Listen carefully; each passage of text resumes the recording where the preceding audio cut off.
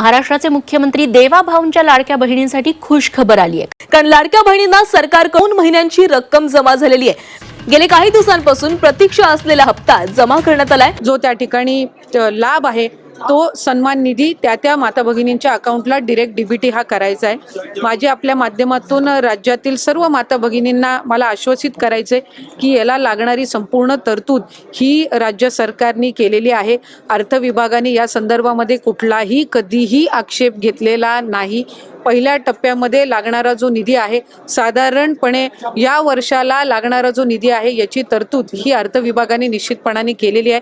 त्यामुळे कुठल्याही पद्धतीची चिंता नसावी, जी तरतूद केली जावी ती निश्चितपणाने केली गेलेली आहे। आरोप करतायत की या योजनेमुळे इतर सगळ्या योजना बंद पडतील, शेतकऱ्यांना कर्जमाफी द्यायची ती पण केवळ या योजनेच्या प्रसिद्धीमुळे किंवा या योजनेसाठी म्हणून सरकार इतर योजनांकडे डोळे झाकतं। जर खऱ्या अर्थानं विरोधकांना शेतकऱ्यांना कर्जमाफी द्यायची इच्छा असती तर ती त्यांनी त्यांच्या पदाच्या कार्यकाळामध्ये पण दिली असती।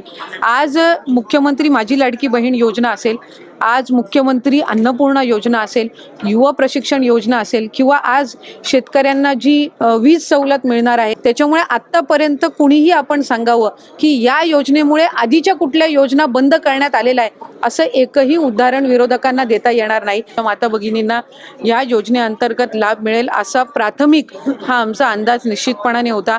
आज तगत आमच्याकडे 1,40,00,00,000 पेक्षा जास्ती अर्ज हे प्राप्त झालेले आहेत विभागाकडे आणि ज्या स्थानिक सगळ्या शासकीय यंत्रणा आहेत यांनी त्याची स्क्रुटिनी छाननी सुद्धा सुरू केलेली आहे। लाडक्या बहिणींच्या खात्यावरती आज महाराष्ट्र दिनानिमित्त पैसे वाटपाला सुरुवात झाली। आताची सर्वात मोठी बातमी आता समोर आलेली आहे आणि लाडक्या बहिणींसाठी अतिशय आनंदाची बातमी, कारण प्रत्येक लाडक्या बहीण त्यांच्या हप्त्याच्या आतुरतेने वाट बघत होती। फायनली आता 1 मे रोजी महाराष्ट्र दिनानिमित्त सर्व लाडक्या बहिणींच्या खात्यावरती ही रक्कम जमवण्याची प्रक्रिया सुरू झाली आहे।